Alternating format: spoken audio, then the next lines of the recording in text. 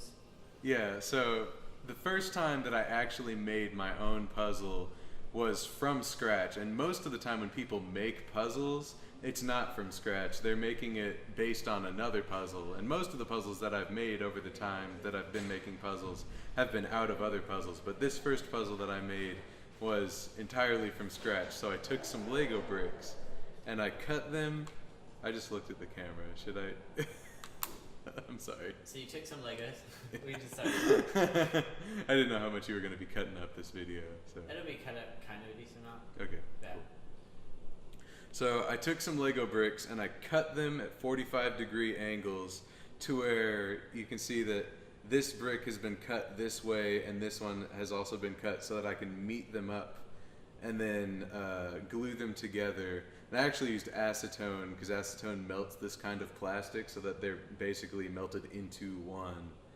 So it's just like a little bit more effective than glue in one sense. And then I drilled holes into these pieces and put magnets into them so that the magnets hold it all together. And you can just pry it apart, but it turns like a Rubik's Cube if you hold it effectively. And you can solve it, and it takes much longer to solve than a regular Rubik's Cube, but it's loads of fun.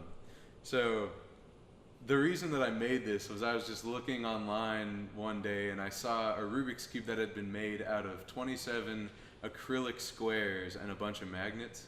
And when he drilled holes in all the squares, or cubes, sorry, acrylic cubes, when he drilled holes in all the cubes and put the magnets in there, it fit together just like this. And I was like, I'd love to do that, but I don't have acrylic cubes. And I looked online and they were like $5 a piece.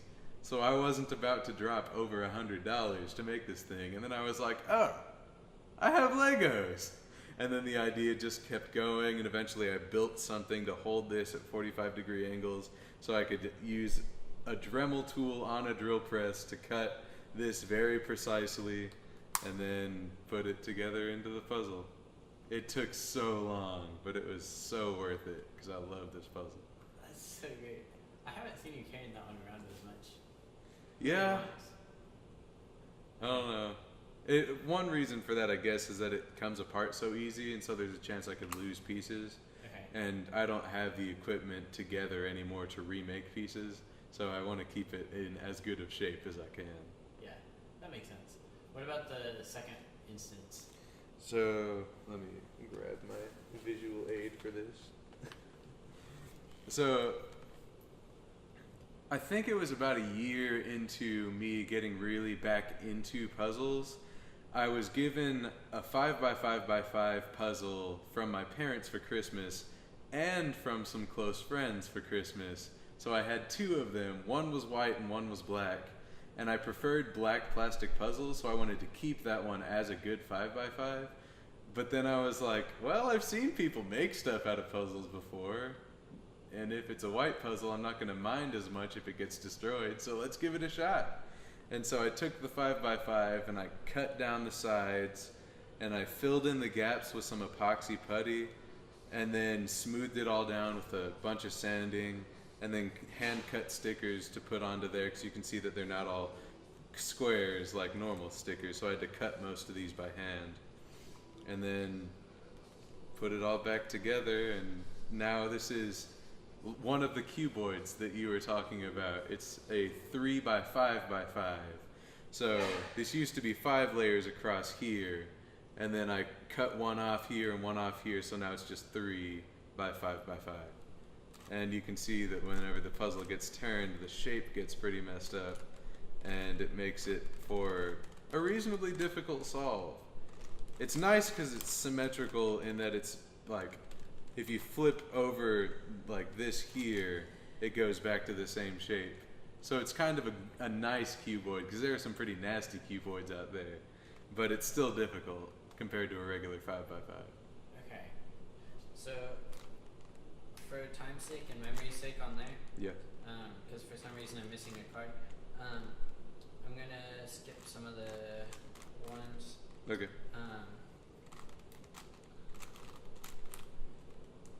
And say, how would you say solving a puzzle?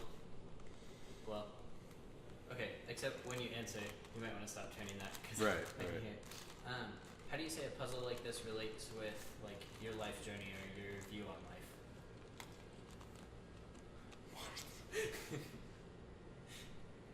Like actually, or like make some kind of pulled out of my butt metaphor? Actually. Okay. Can you state the question again? So how does like solving puzzles and creating puzzles like this relate to like your view on life or your life journey? Okay. If that's okay to answer on camera. I can try. Okay. I just never really thought about that before. Well, solving puzzles and making puzzles has helped me a lot in that it's something to focus on and just something to strive for. It gave me some solid goals and gave me some discipline and like working hard on something and making it the best that it can be and producing a good quality product, good enough to be sold in some cases. And so I've learned a bunch through that. Is that at all answering your question? Yeah, that Okay. works. Okay. And sometimes solving puzzles just takes a lot of endurance and dedication. And like, if I don't know what I'm doing on the puzzle, I have to really focus in on it and try and figure out what kind of moves can I do to sort these pieces back into the places that they used to be.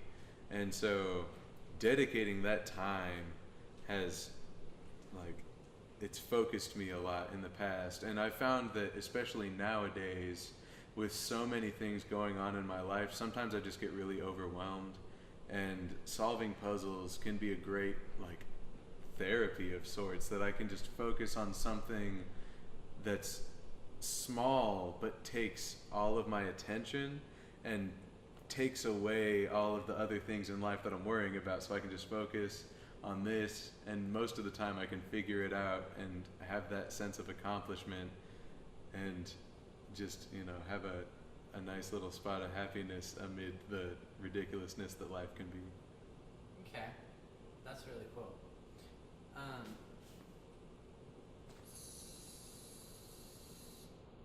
Okay, let's see if in about 3 or 4 minutes, or less if it's less, but is there like a funny or interesting story that started with your Rubik's Cube passion?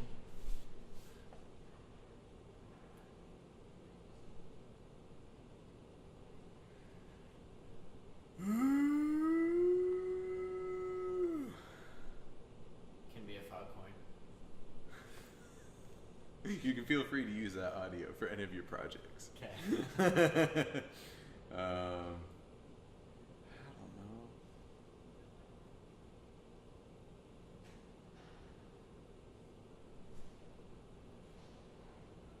Have you ever like used your Rubik's cubes or the like having those around with you or anything like that to like start conversations or interact with people?